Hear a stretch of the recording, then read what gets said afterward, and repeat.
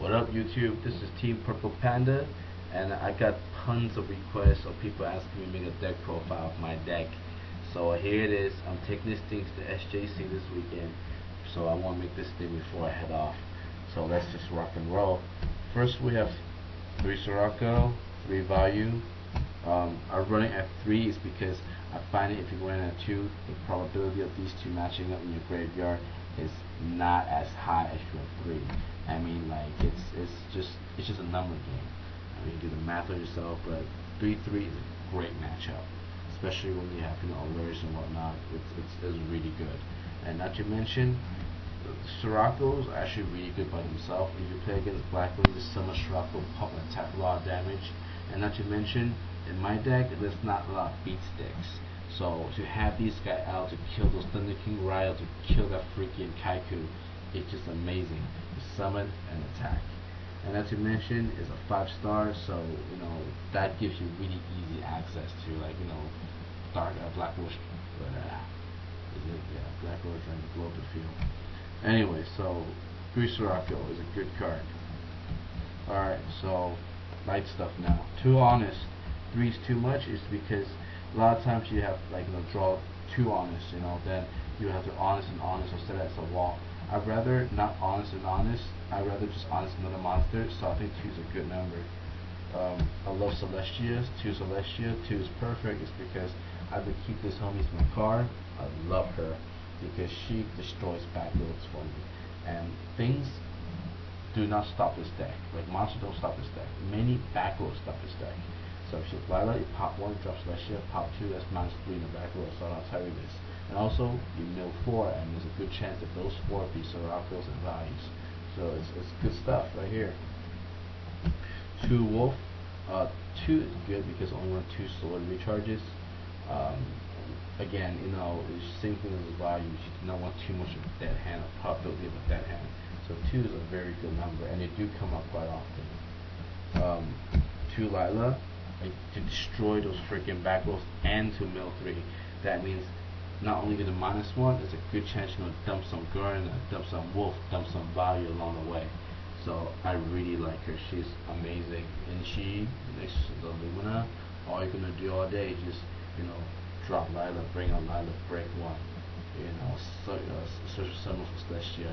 And so that way you can dump either 6 or 7 card that turn, and next turn spawn from the graveyard. Pretty hot. 3 Neko Garner that just come out of the grave pow, just block attacks for you. So you know what Garner does. 2 Lumina.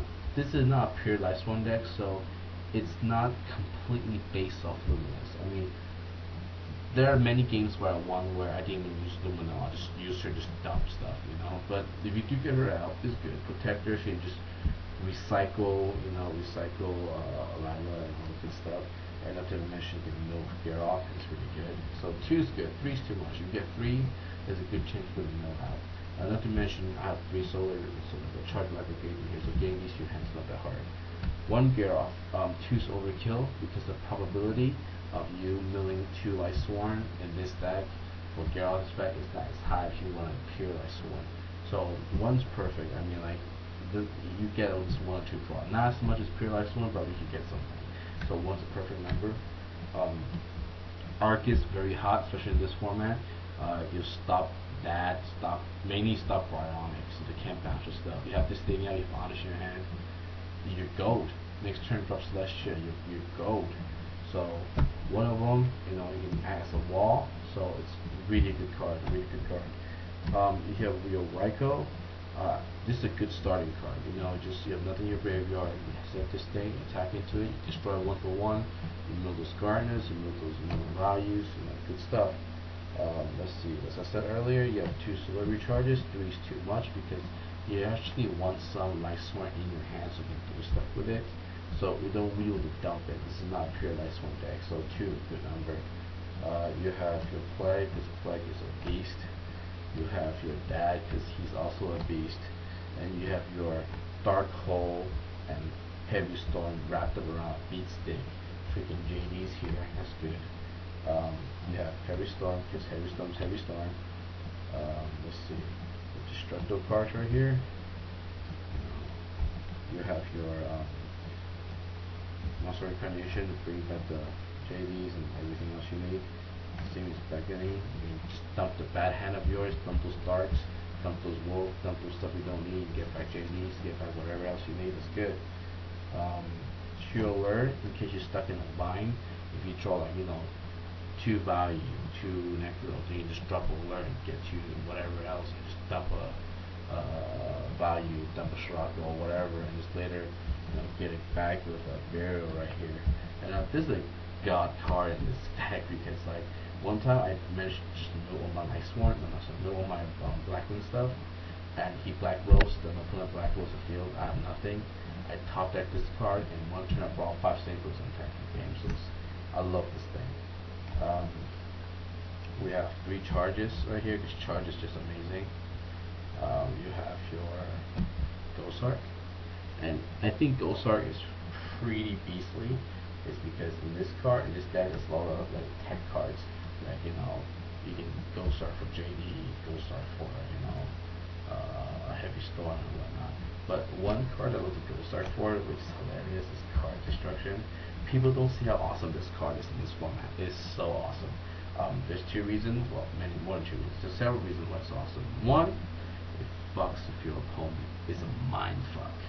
If you Ghost Arc for Card Destruction, my opponents tend to like freak out a little bit. They don't know, like, oh my gosh, should I have this in my hand? Should I set it? Should I summon it? So it's a mind fuck straight up. Another reason why Card Destruction is hot is because in this meta it's a little bit slower, and in mid game my opponent will normally save up like a bunch of good stuff in his hand, like your Honestus, your Pollutes, your Test Tigers, whatever, but mid game when you guys both like have equal advantage, you drop this thing, dump on your darks, and you get whatever else, and your opponent jumps on his Pollute, Honest, and all that good stuff. It's good. It screws with their game. Because people save stuff in their hand, they don't put it on the field, so it screws with their game. It's a great card. And finally, it is a -1, but think about it this way: you are dumping everything that's bad in your hand, and as soon as that hits the graveyard, it becomes good. If you have 3 values, that is bad in your hand, it sucks in your hand, but if you dump it, as soon as you hit that graveyard, those 3 values become gold. So that's pluses for you right there in the game. And also the straw pluses for you too. So -1, yeah, whatever, but I mean the stuff you can do for you is just freaking amazing. So let's see how much I have. I have 7 minutes, so I'm gonna like cut off this video and go to part 2. So just click on the side link for part 2. All right.